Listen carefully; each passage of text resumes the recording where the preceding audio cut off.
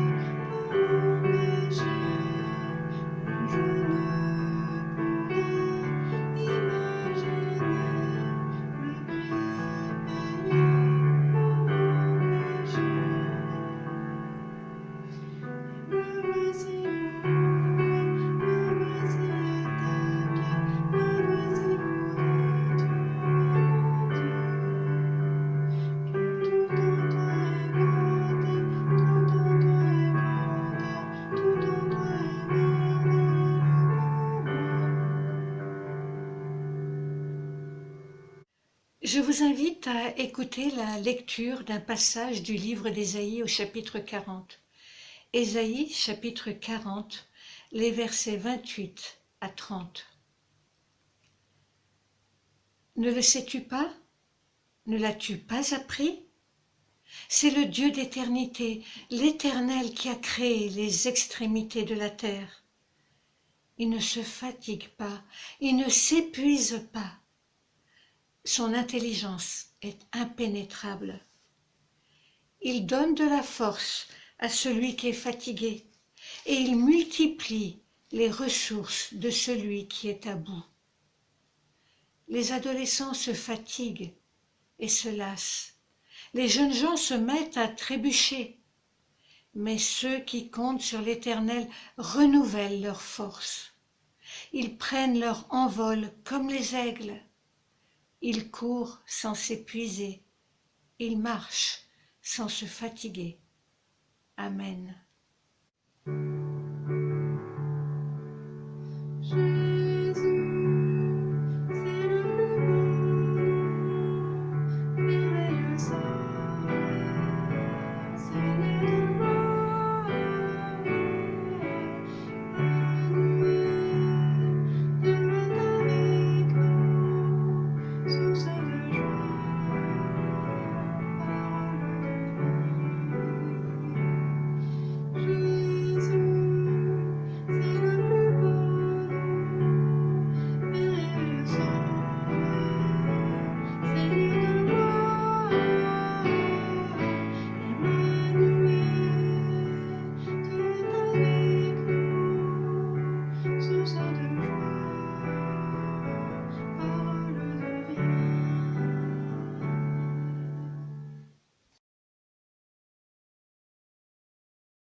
Je vous invite à la lecture de l'Évangile de Matthieu au chapitre 11, les versets 28 à 30. Matthieu 11, versets 28 à 30, c'est Jésus qui parle et qui dit ceci. « Venez à moi, vous tous qui êtes fatigués et chargés, et je vous donnerai du repos.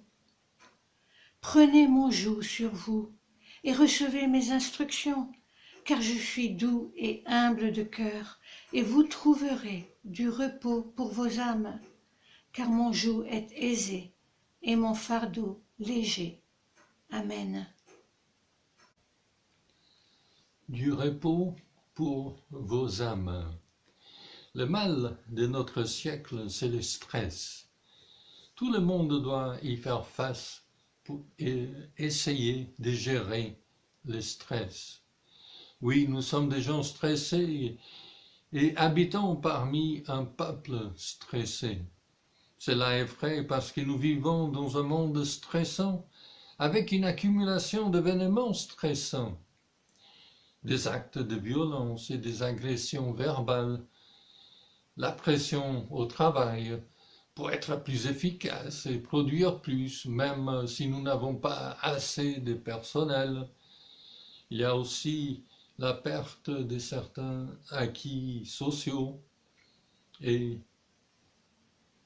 ainsi de suite. Notre monde est stressant aussi parce que tout va de plus en plus vite, surtout les changements.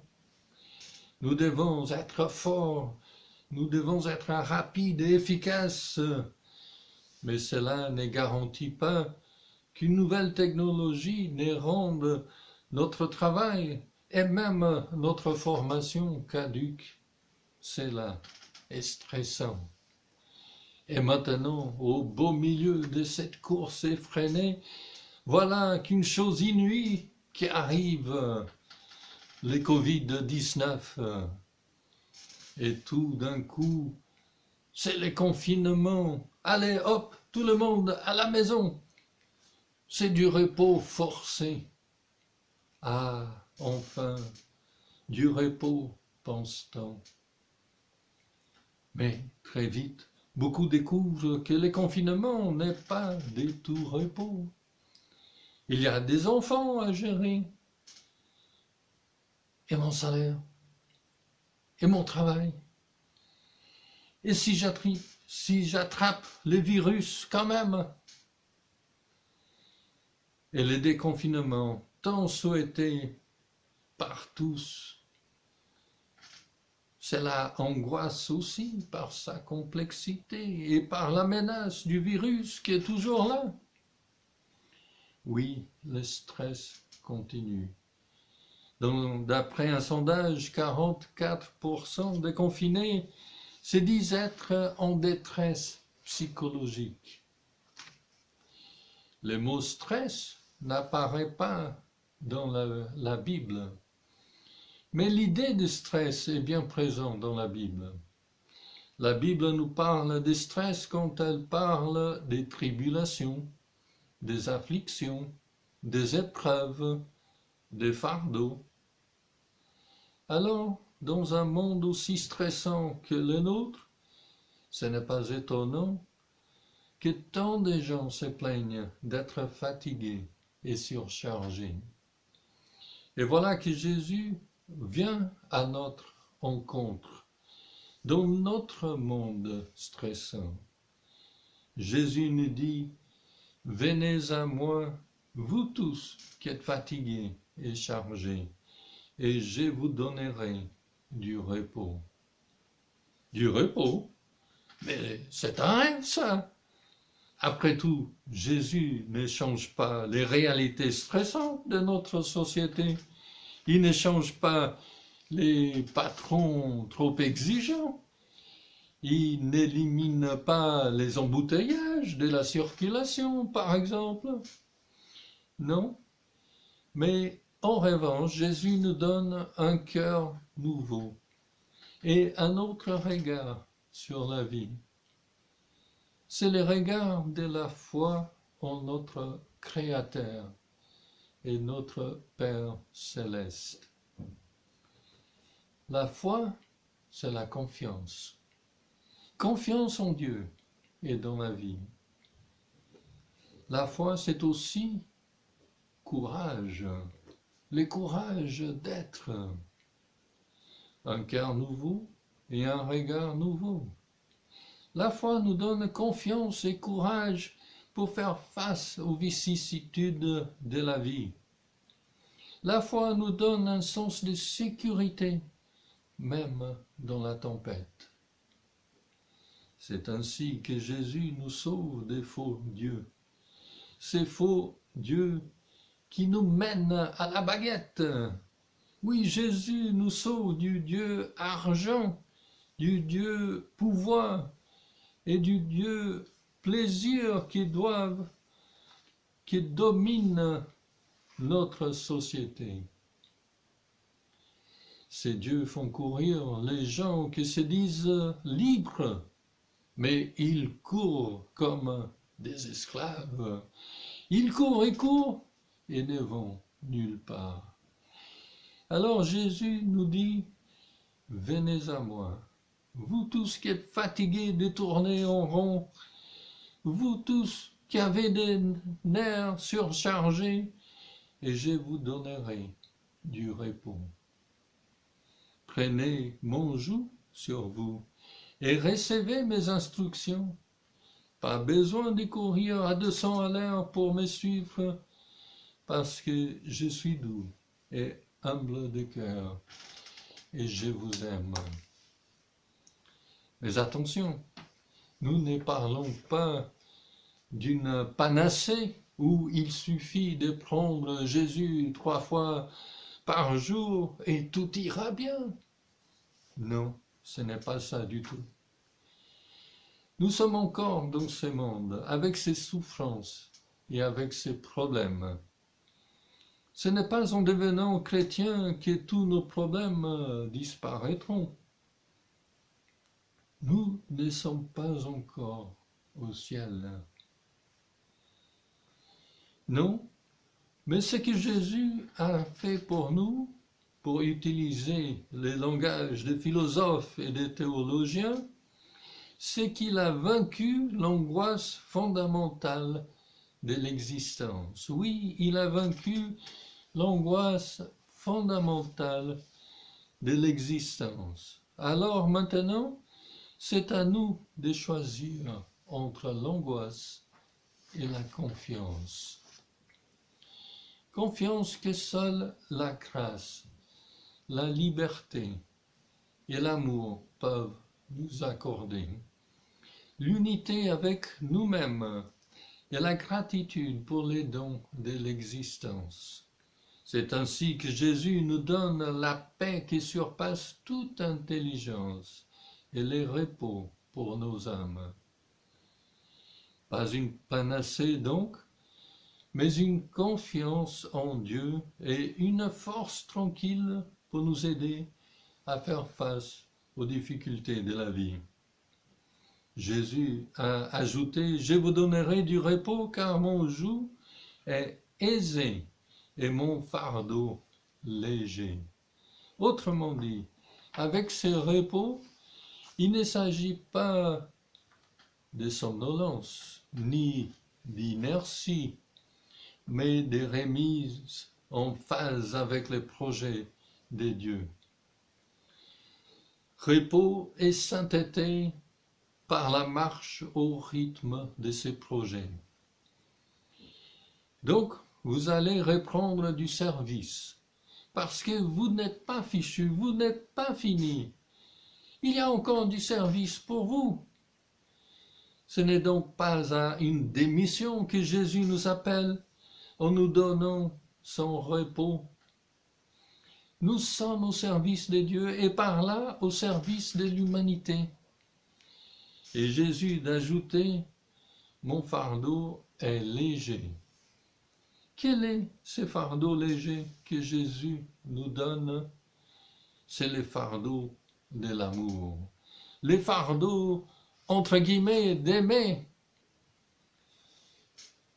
Une petite fille portait sa petite sœur handicapée sur son dos. Un homme qui a été frappé par la scène a dit à la fille « Oh, c'est un lourd fardeau que tu portes là. » Et la fille de s'exclamer « Ce n'est pas un fardeau, c'est ma petite sœur. » Voilà l'amour qui ne voit ni l'handicap, ni le fardeau, mais qui voit sa sœur. Ce que je vous commande, nous dit Jésus, c'est de vous aimer les uns les autres. Alors, prenez mon joug sur vous et recevez mes instructions, car je suis doux et humble de cœur, et vous trouverez du repos pour vos âmes. Amen.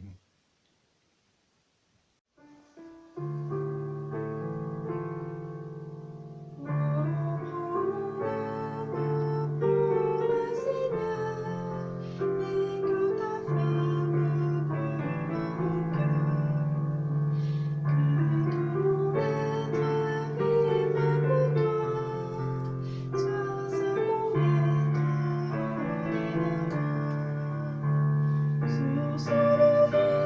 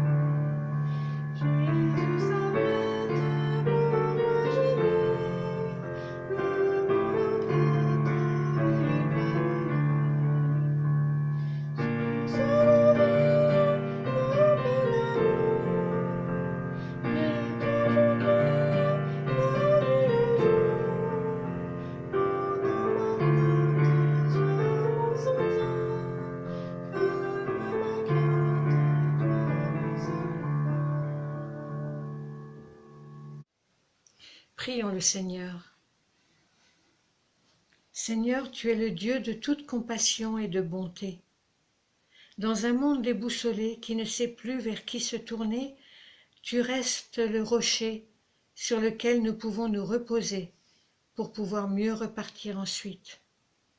Dans un monde de stress et d'incertitude, tu es celui qui nous tend la main et nous encourage à ne pas perdre pied. Dans un monde du chacun pour soi, nous te remercions d'avoir suscité des hommes et des femmes qui se dépensent sans compter au service de leurs frères et sœurs humains. Nous te les remettons, Seigneur. Ils sont trop nombreux et ils agissent dans des domaines tellement différents que nous risquerions d'en oublier. Tu les connais par leur nom, Seigneur, et tu sais ce qu'ils font. Renouvelle leurs forces et protège-les, nous t'en prions. Et maintenant, au moment où nous allons clore ce culte, nous te demandons, Seigneur, de nous aider à demeurer dans ta présence et de continuer à te faire confiance, abrités sous les ailes de ton amour et bien décidés à te servir avec les moyens qui sont les nôtres et animés par la force de ton Saint-Esprit. Amen.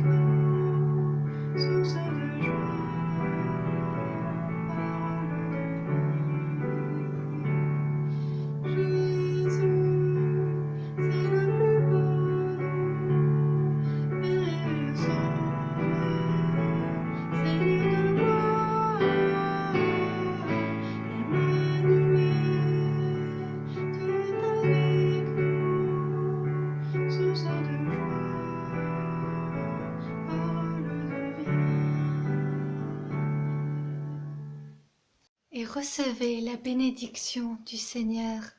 Que le Seigneur de la paix vous donne lui-même la paix en tout temps et de toute manière.